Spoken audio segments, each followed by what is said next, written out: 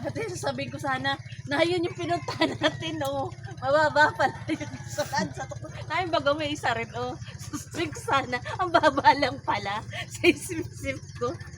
Sasabihin ko sana, ang baba lang pala ng pinuntahan ka.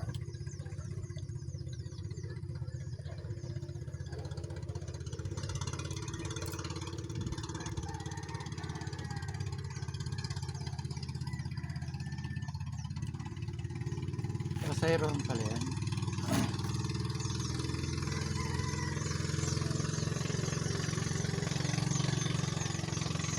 Isang oras din pala itong biyahe.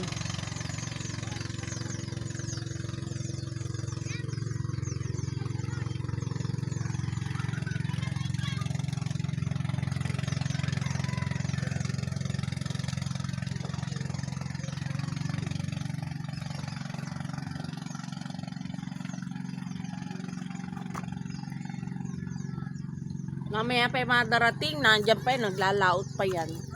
Nagsasabog pa lang yan ng ano net. Nakita ko na actually ganyan yung mga client.